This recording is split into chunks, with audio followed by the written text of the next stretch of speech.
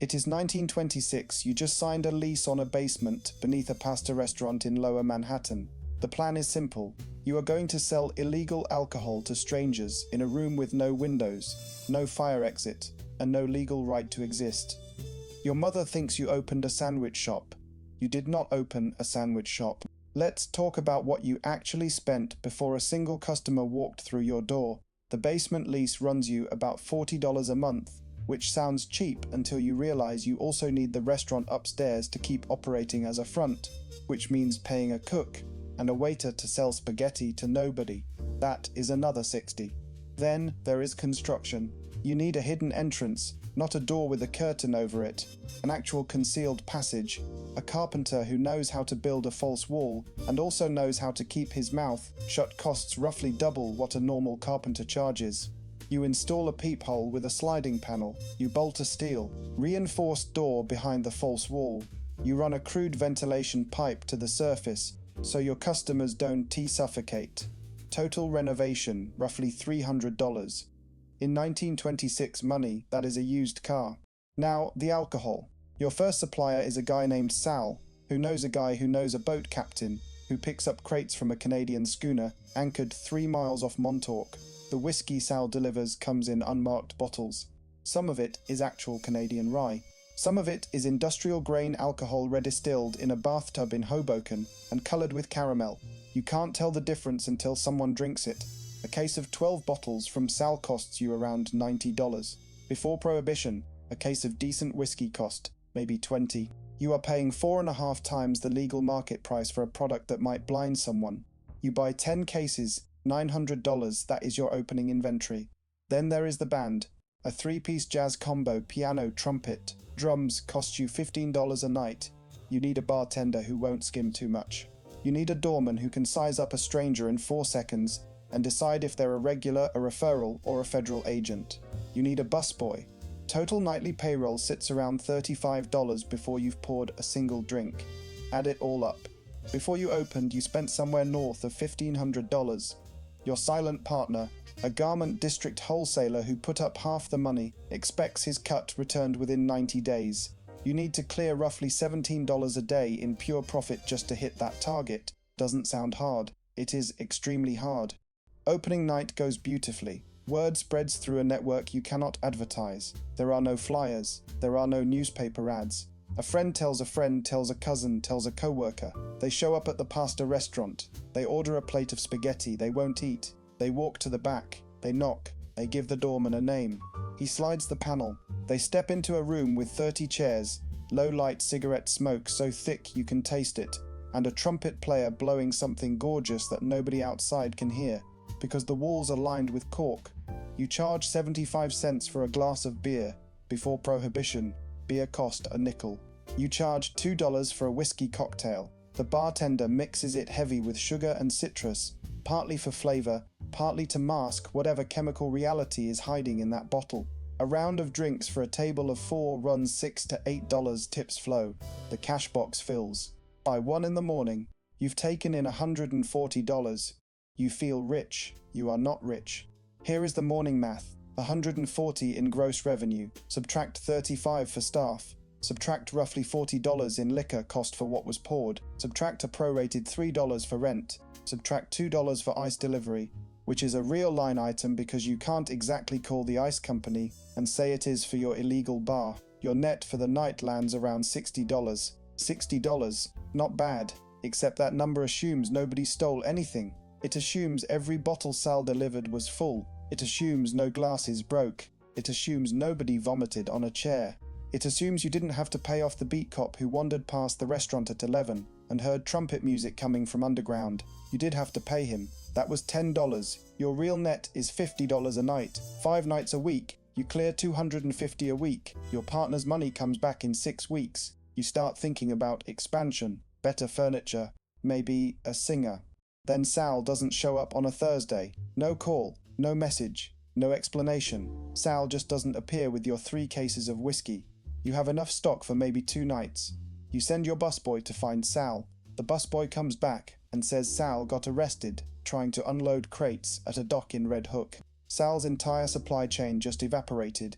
You have no contract. You have no insurance. You have no backup supplier. You have a room full of people expecting drinks tomorrow night and a cellar that is almost empty.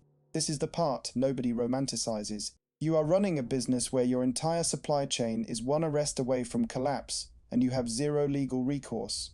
If a legitimate restaurant loses a supplier, they call another supplier. If your supplier gets arrested, you have to find a new criminal willing to sell you contraband on 24 hours notice, and that criminal knows you're desperate, and desperate buyers do not get good prices. You find a new guy by Friday afternoon. His name is Teddy. Teddy's whiskey costs $110 a case, $20 more than Sal's. You don't negotiate. You can't. Your customers are showing up in 9 hours.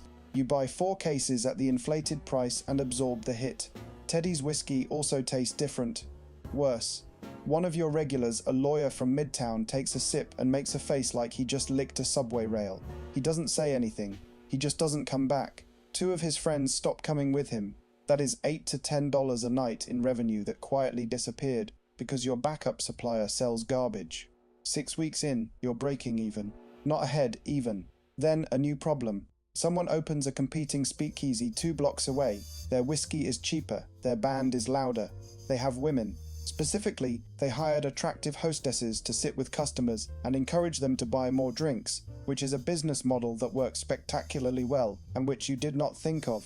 Your weeknight crowd thins out. Tuesday nights drop from 120 in revenue to 70. 70 barely covers your costs. You have a decision to make. Lower your prices and fight on volume, or raise your prices, go exclusive, and bet on loyalty. You pick option 2. You raise whiskey cocktails to $2.50. You start a membership system. Regulars get a card, a small brass token with a number stamped on it. New customers need an introduction from an existing member. This makes the place feel exclusive. It also cuts your customer base by a third. Your revenue stabilizes but doesn't grow. Your clearing may be $35 a night, 4 nights a week, $140 a week. It covers costs. It barely pays you. Your partner starts asking questions. Month 3, you discover that 2 of the bottles Teddy delivered last week are not whiskey. They're not even alcohol in any meaningful sense. They're wood alcohol, methanol, redistilled and flavored. This stuff doesn't get you drunk the way ethanol does. It gets you blind. Literally, methanol attacks the optic nerve in sufficient doses. It kills you. Federal authorities during Prohibition estimated that roughly 10,000 Americans died from poisoned alcohol over the course of the decade. This is not a hypothetical risk.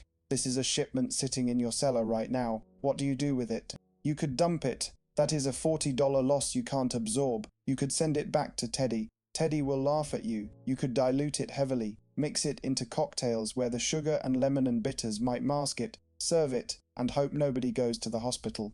A lot of speakeasy operators chose option 3. Some of them knew exactly what they were serving. Some of them genuinely didn't understand the chemistry. Either way, the customer drinking that cocktail is playing a lottery they didn't buy a ticket for. You dump it, you eat the loss. That is one of maybe 4 decisions in this whole story you can feel good about.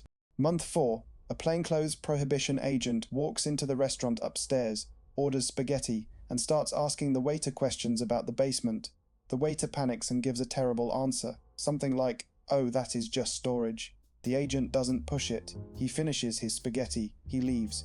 But now you know they know. You have 72 hours, maybe less, before a raid. You could shut down, move your liquor to a friend's apartment, wait 2 weeks, and reopen. That costs you 2 weeks of revenue. Roughly $560 you won't earn, plus the cost of moving and storing your inventory. Or you could keep operating and gamble that the agent was just fishing. You keep operating. On the 6th night they come. 4 agents. They come through the restaurant. They don't bother with the hidden entrance. They come through the wall. Literally, one of them has an axe. The false wall you paid a premium carpenter to build lasts about 90 seconds. Your customers scatter. One woman leaves her fur coat. The bartender drops a bottle and cuts his hand. The trumpet player grabs his horn and runs out the back. The agent sees 14 bottles of whiskey, 6 bottles of gin, 2 cases of beer, your cash box containing roughly $80, a set of cocktail glasses, and your dignity. You are not arrested. This surprises you. In practice, agents frequently raided and confiscated without arresting the operator, especially on first offenses. Especially if the operator wasn't directly connected to a major organization. The goal was disruption, not prosecution. They disrupted you.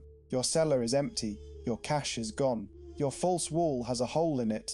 Your customers saw federal agents with axes. Total loss from the raid, approximately $400 in seized inventory and cash, plus $300 to repair the entrance, plus at least a week of closure. Call it $900 erased in one night. That is more than half of your original investment, gone in 90 seconds of axe work. Now comes the real question. Do you reopen? The math says no. You've been operating for 4 months. Your total gross revenue across that period is somewhere around $8,000. Your total expenses, including rent, staff, liquor, bribes, ice repairs, the bad bottles you dumped, and the raid losses, come to roughly $7,200.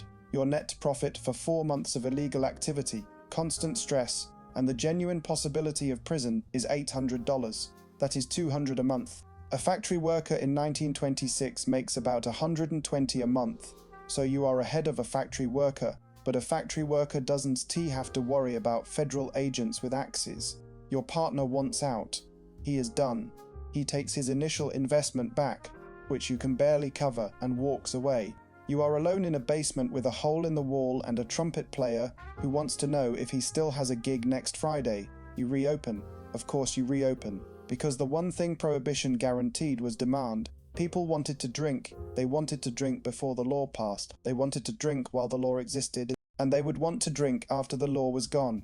The 18th Amendment did not change human desire. It just added a surcharge, and that surcharge didn't go to you. It went to Sal and Teddy, and the boat captain off Montauk, and the corrupt cop on the corner, and the carpenter who built your wall, and the agents who smashed it. You were the last person in a long chain of people extracting money from a glass of whiskey, and by the time that glass reached a customer's hand, almost everyone had taken their cut except you. By 1927, you moved locations twice. Each move costs between $400 and $600.